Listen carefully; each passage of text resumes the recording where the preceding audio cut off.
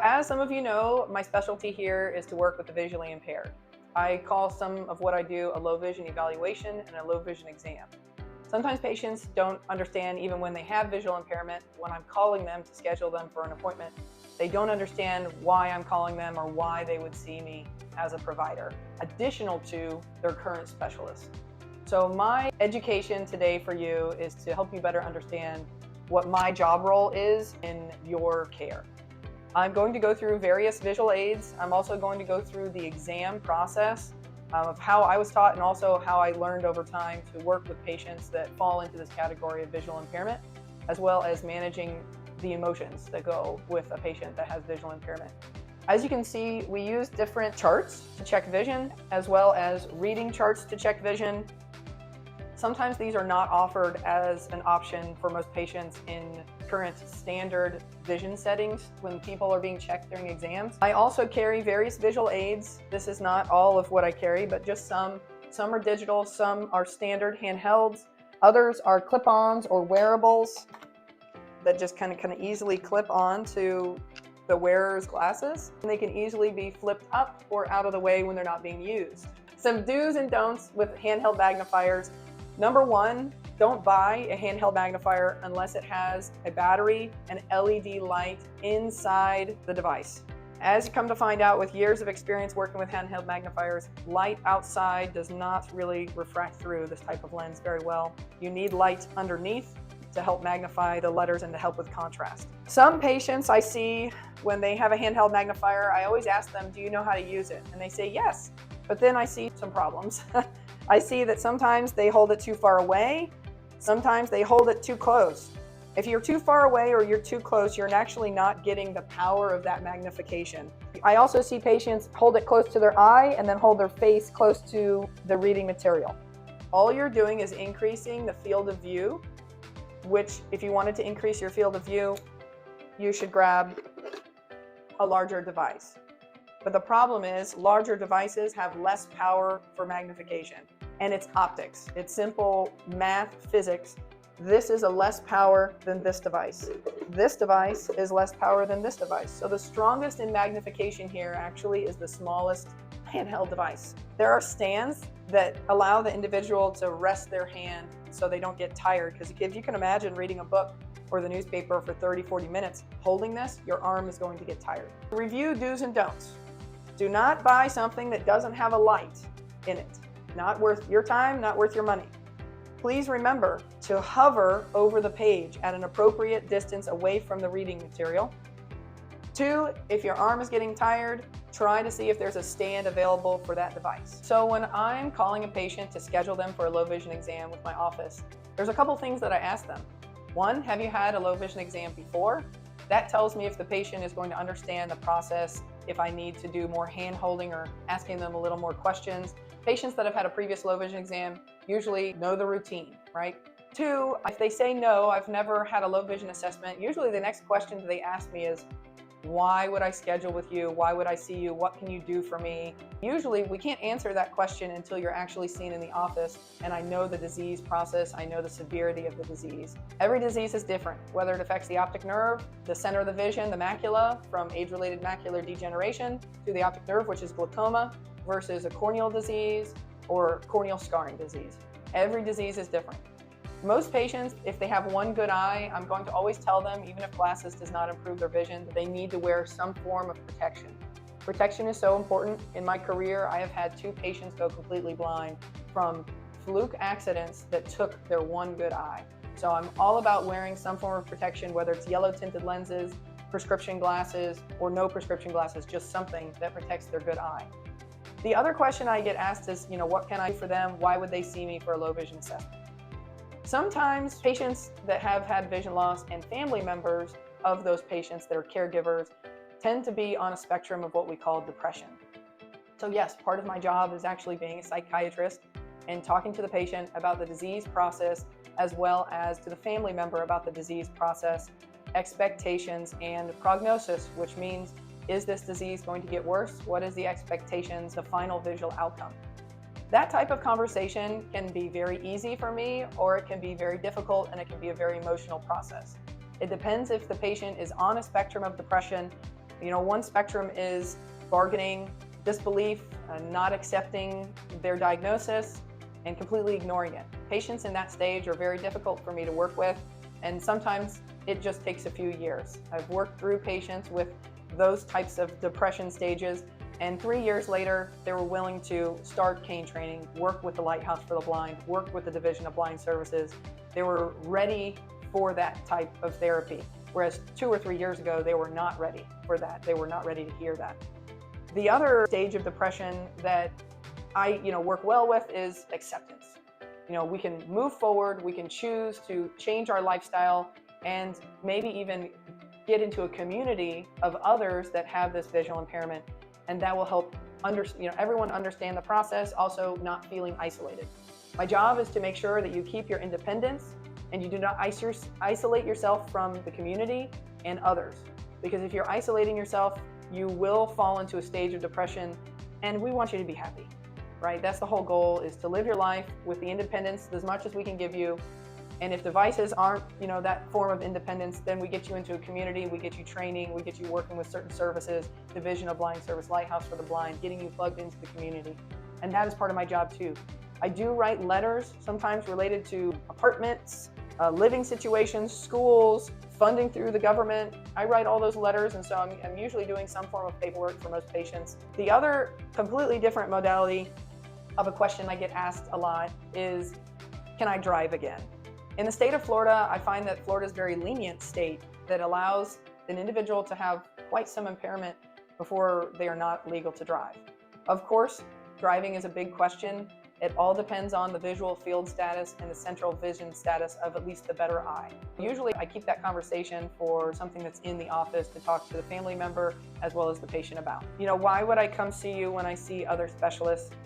If no one has tried to work with you with visual aids or a trial frame refraction, sometimes you just don't know until you know. So I always tell patients I try my best to see if I can maximize their vision. I listen to them, I listen to their goals, I try to achieve those goals. Now, if the goals are acceptably within reach, we try to achieve those goals. One of the main things that I perform is a by-hand refraction.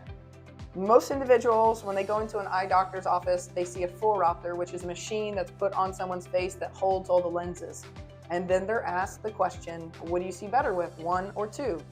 Patients that have visual impairment can't refract in that device.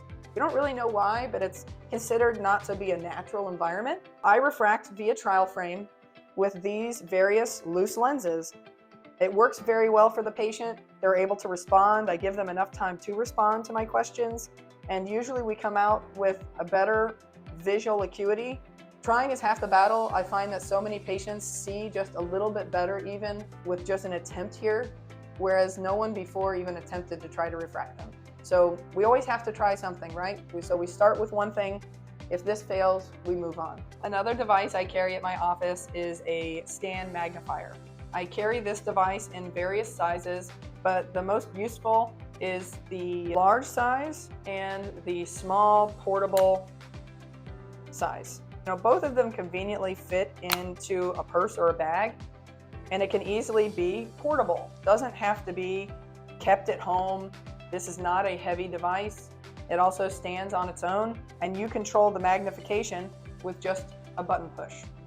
The magnification is quite large with this device, so I can go from 0 all the way up to 12x. If I don't want something that large, I can move it down or minify it, but I can also change the color settings. And most individuals do like what's called inverse or just standard yellow and black. But there is a real color setting that allows individuals to actually see photos or to clip their nails if they needed to. And there's only 5 buttons, so you can't get too confused. There's minification, color, magnification, freeze frame, and saves the image to a file, and then power. Very simple and easy. Even my own grandmother can use this device.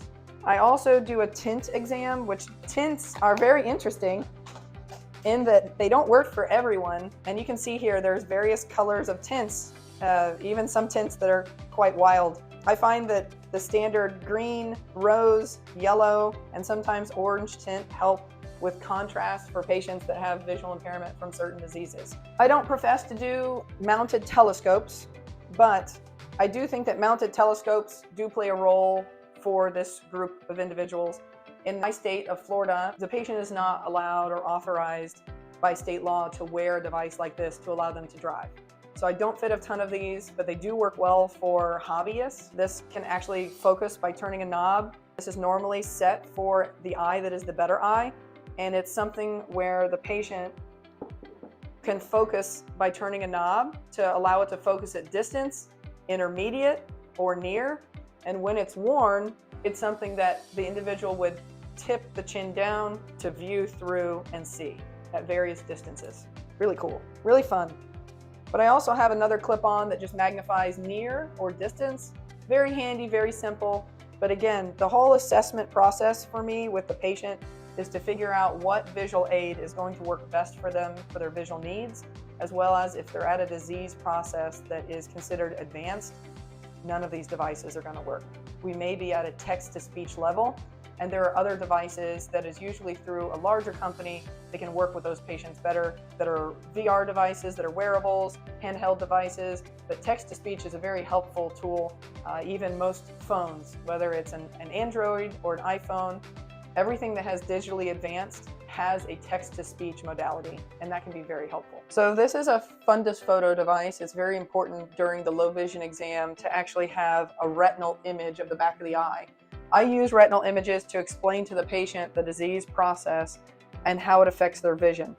In this image, this is a moderate stage of dry age-related macular degeneration. But in another image I'll show you, it shows more of a large scar. A large scar formation in the central vision area will let me know as a provider that I'm not going to be expecting great visual outcome. I'm also going to expect to hear a complaint that the patient sees a blind spot. And this blind spot may encompass a larger area of their reading and make reading difficult for them. Like individual words might be partially there or present, or individual words may in general be completely gone. I do fundus photos on all of my patients, whether they're managed by an outside provider.